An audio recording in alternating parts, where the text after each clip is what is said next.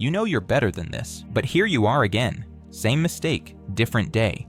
The cycle you swore you'd break still has you locked in. Today, we end that. Let's cut through the noise. You've asked yourself this question more times than you can count. Why do I keep doing this? Maybe it's the woman who's clearly wrong for you, but you keep going back because the physical attraction clouds your judgment and loneliness feels worse. Maybe it's the career path you hate, but you stay because walking away feels like admitting defeat. Or maybe it's deeper. You finally start building something, then you torch it right before it takes off. You get close to someone real, then you ghost them. You have the discipline for 3 weeks, then you're back on the couch, controller in hand, another year slipping by. You know it's destroying you.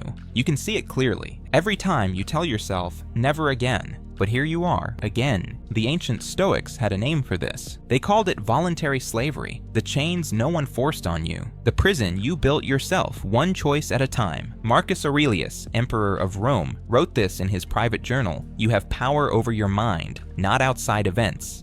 Realize this, and you will find strength." The most powerful man in the known world understood something most men today don't. You're not trapped by circumstances. You're not trapped by your past. You're not even trapped by the people in your life. You're trapped by the invisible pattern running in your mind. And until you see it, you can't break it. Here's what makes it worse. The longer you're stuck in the cycle, the more it becomes you. You stop seeing it as a problem and start seeing it as your identity. I'm just not a relationship guy. I'm not built for success. I always mess things up. These stories become comfortable even as they strangle your potential, because at least you know who you are inside them. At least there's no risk of disappointing yourself if you never really try. But deep down, you know that's bullshit. You know you're capable of more. You just don't know how to access it. Let's talk about what's actually happening in your brain. Your brain isn't wired to make you happy or successful. It's wired to keep you alive. And its number one survival tool? Pattern recognition. Patterns are mental shortcuts. They helped your ancestors avoid predators, find food, navigate dangerous terrain. They're the reason you can drive a car without thinking about every movement, or catch a ball without calculating trajectory. Your brain loves patterns because they save energy and keep you safe. But here's the trap. Your brain can't tell the difference between a pattern that protects you and a pattern that destroys you. So, when you keep choosing the same toxic relationship, the same dead-end habits, the same self-destructive moves, that's not weakness. That's your survival system doing exactly what it was designed to do. Repeat what's familiar. Even if familiar is killing you slowly. Psychologists call this repetition compulsion, your unconscious drive to recreate familiar situations, even painful ones. Freud first noticed it in soldiers returning from war. They'd relive their trauma in dreams, in relationships, in how they structured their lives, not because they wanted to suffer, but because their brain was trying to master the original threat. Your mind keeps dragging you back to the same pattern because it's still trying to win a battle you lost years ago. Think about that. Your brain would rather keep you in a known hell than risk an unknown heaven, because the unknown is where danger hides. The unknown is where you might fail, get rejected, lose control, look weak. Your ancient brain sees uncertainty as a threat to survival, so it keeps you locked in the pattern, even if that pattern is slowly destroying your life, your relationships, your potential. But there's a deeper layer most men never see. Your toxic cycles didn't start last year or even in your 20s. They started in childhood. Psychologist John Bowlby discovered that your earliest relationships create what he called attachment templates, basically blueprints for how you expect connection, safety, and love to work. If your father was emotionally unavailable, you might unconsciously pull away from people who actually care about you, because vulnerability feels dangerous. If love in your house came with conditions, perform, achieve, don't show weakness, you might choose women who are never satisfied, because at least that dynamic feels normal. If chaos was your baseline, fighting, instability, walking on eggshells, you might unconsciously create drama in your adult relationships because calm feels wrong, boring, almost threatening. This is the cruelest part. You're not repeating the cycle because you're broken. You're repeating it because you're trying to fix something. Somewhere in your unconscious mind, you think, if you can just get this relationship right, this challenge conquered, this person's approval, You'll finally heal the original wound. You're trying to rewrite the ending, but you can't fix a childhood wound by recreating it in adulthood. All you do is bleed again. And the worst part? Every time you repeat the pattern, you reinforce the neural pathway. You make it stronger, deeper, harder to escape, until one day, the pattern doesn't feel like a choice anymore. It feels like who you are. Here's the truth nobody wants to admit. Sometimes, suffering is comfortable, not because it feels good, but because it feels known. The Stoics understood this 2,000 years ago. Seneca wrote, "We suffer more in imagination than in reality." But here's what he didn't say. We also suffer more by choice than we admit. Think about the guy who keeps going back to the girl who cheats on him. His boys tell him to walk away. His family begs him. Hell, she's probably told him she's not ready for commitment, but he stays. Why? Not because he's weak, not because he's stupid, because leaving means facing something more terrifying than the pain he already knows. The unknown. Who is he without her? What if he never finds anyone else? What if he spends the next 5 years alone while all his friends settle down? So he stays, makes excuses, convinces himself this time will be different, and every time he stays, the cycle gets stronger. This is what psychologists call a trauma bond. When pain and attachment get wired together in your brain's reward system, you start associating love with anxiety, connection with chaos, intimacy with instability, and the more you repeat it, the more normal it feels. Here's what makes trauma bonds so dangerous for men especially. They're intermittent. She's not cold all the time. Sometimes she's incredible. Sometimes she gives you exactly what you've been craving: attention, validation, passion. And that inconsistency, it's psychologically addictive. It's the same mechanism that makes gambling so powerful. You don't win every hand, but you win sometimes. And that possibility keeps you hooked, keeps you betting, keeps you coming back. Psychologists call this intermittent reinforcement, and it's the most powerful form of behavioral conditioning known to science. In relationships, it keeps you locked in.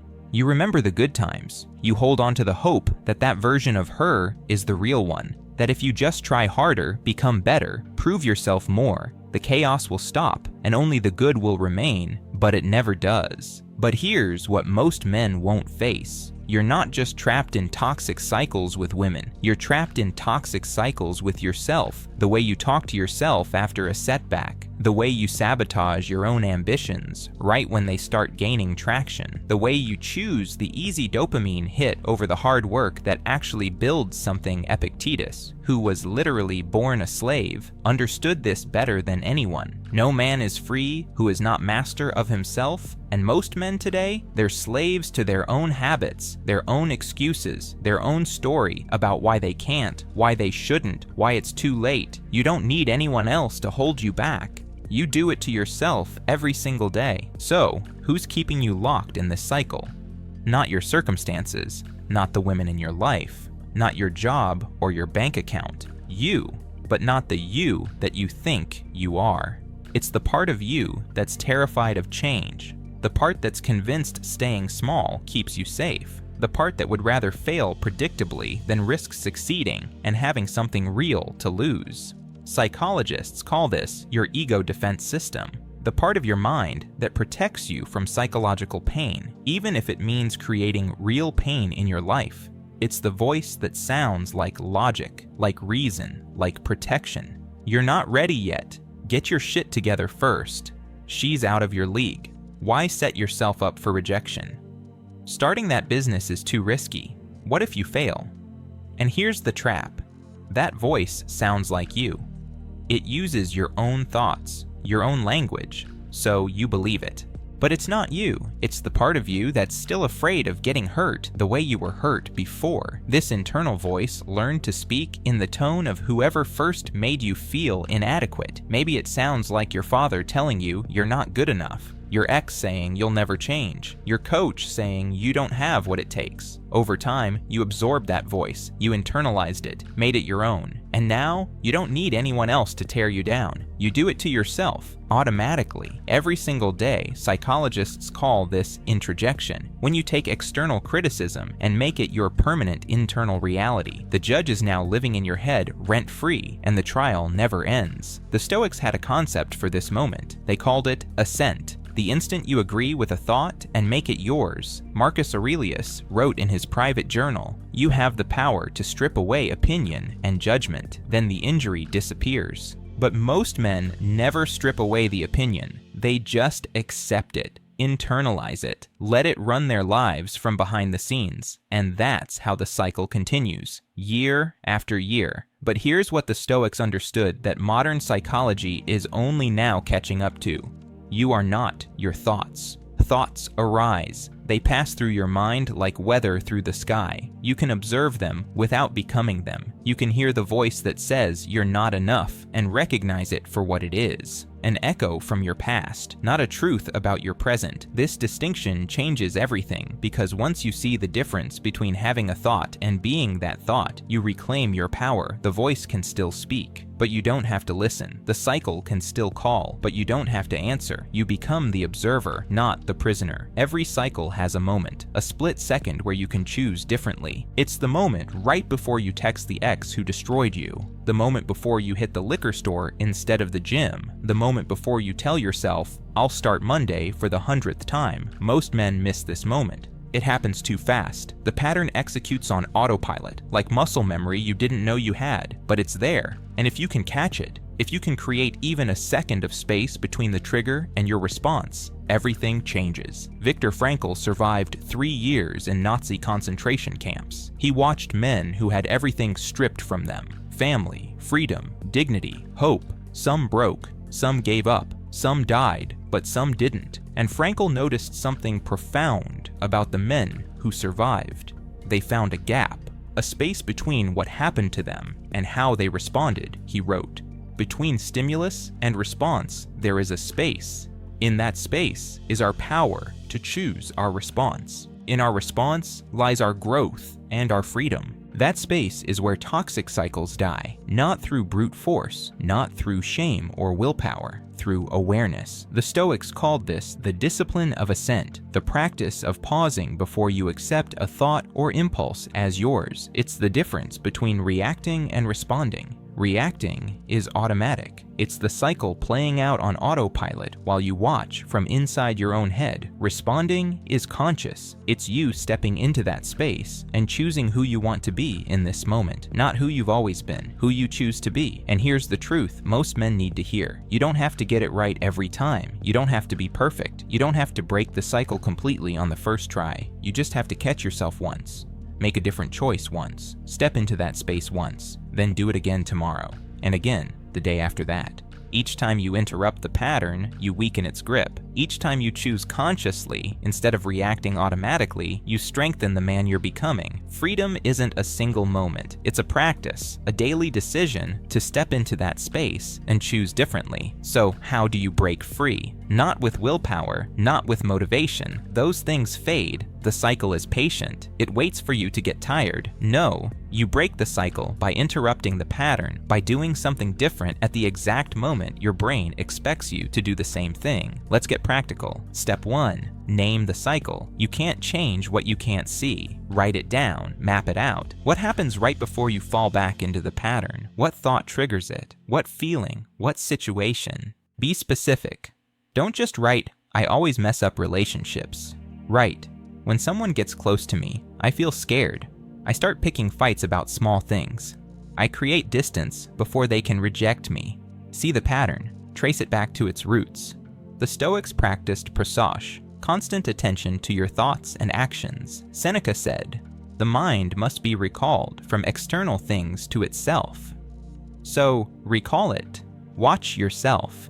Catch the moment before the cycle begins. This is where journaling becomes a powerful tool. Not just venting, but investigating. Asking yourself, what was I feeling right before I did this? What was I afraid would happen if I didn't? Your patterns have logic. They made sense at some point. Understanding that logic is the first step to dismantling it. Step 2, sit with the discomfort. The cycle thrives on avoidance. You repeat the pattern because it's easier than feeling what you're actually afraid of, so feel it not forever, just for a moment. What happens if you don't reach for the distraction? If you don't send the text? If you don't fall back into old habits? You feel uncomfortable, anxious, maybe even terrified. Good, that's the feeling of growth. The Stoics called this voluntary discomfort, deliberately facing what you're afraid of so it loses power over you. You don't have to be fearless, you just have to be willing to feel the fear and choose differently anyway. Here's what most people don't understand about emotions. They're temporary. Even the most intense feelings, panic, grief, rage, have a natural lifespan. They peak, plateau, and pass. But when you avoid them, you never learn this. You never discover that you can survive the feeling. So, you keep running, and the pattern keeps repeating. But when you sit with discomfort, when you breathe through it, observe it, let it move through you, you prove to yourself that it can't destroy you, and that changes everything. Step 3. Build a new path. Neural pathways are just trails in your brain. The more you walk them, the deeper they get, but you can build new trails. Every time you choose differently, even in a small way, you're carving a new path. At first, it's hard. The old path is smooth and easy. The new one is rocky and uncertain, but the more you walk it, the easier it becomes, until one day, the new path is the easy path, and the old cycle, it fades into the background like a road you used to take, but don't need anymore. This is neuroplasticity in action, your brain's ability to rewire itself based on repeated experience. Every time you interrupt the pattern, you're weakening the old neural pathway. Every time you practice a new response, you're strengthening a new one. It's not magic, it's biology, but it requires consistency. One new choice isn't enough,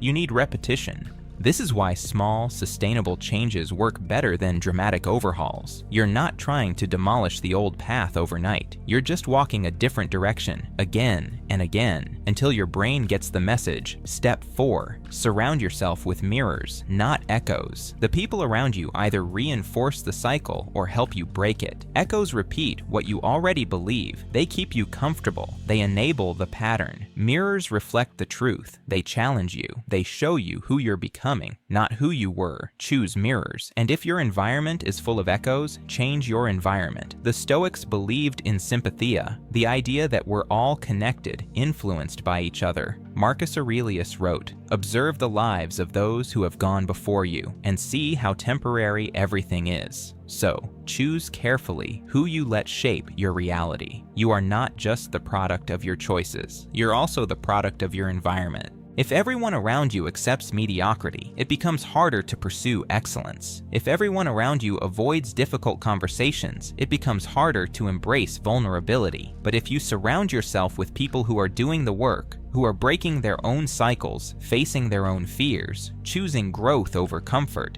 their courage becomes contagious. You don't need a lot of these people. Even 1 or 2 mirrors in your life can make all the difference. Step 5. Practice self-compassion, not self-judgment. Here's the mistake most people make when trying to break a cycle. They turn it into a war with themselves. They berate themselves for falling back into the pattern. They call themselves weak, broken, pathetic. And all that does is reinforce the cycle, because now you're not just dealing with the original pain, you're also dealing with the shame of not being strong enough to escape it. The Stoics practiced something radical for their time: self-acceptance. Not self-indulgence, not excuses, but a clear-eyed recognition that you're human, imperfect, and still worthy of your own kindness. Marcus Aurelius wrote, "Be tolerant with others and strict with yourself," but I'd adjust that slightly. Be honest with yourself. Be patient with yourself. Be compassionate with yourself. You're not going to get this right every time. You're going to slip. You're going to fall back into old habits. You're going to disappoint yourself. And when you do, that's not failure. That's data. It's information about what triggers you,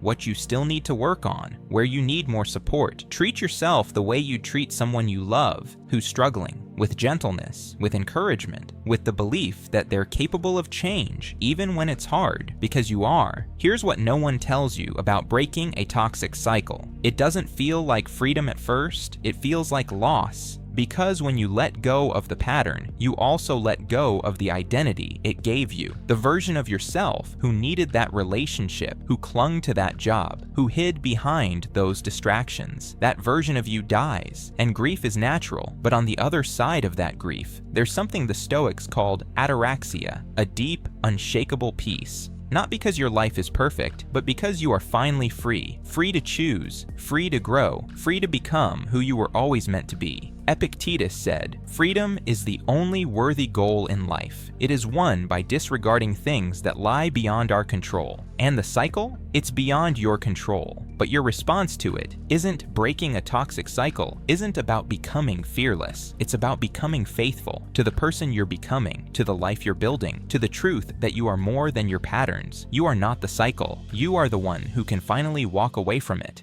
And when you do walk away, something profound happens. You realize the prison was never locked. You realize you had the key the whole time. You were just too afraid to use it. But now, you know. Now, you see. And once you see it, once you truly understand that you have the power to choose differently, you can never fully go back. The cycle might still whisper to you. Old habits might still call your name, but they no longer own you because you've tasted freedom. And once you taste it, nothing else will ever be enough. So here's my challenge to you. What's one toxic cycle you're ready to interrupt? Not eliminate, not destroy, just interrupt. One small choice, one moment where you choose differently. That's all it takes. Because freedom isn't built in grand gestures. It's built in quiet moments of courage. Maybe it's the moment you choose to sit with anxiety instead of scrolling it away. Maybe it's the moment you set a boundary with someone who's been crossing them for years. Maybe it's the moment you choose to try, even though you're terrified of failing. Whatever it is, start there.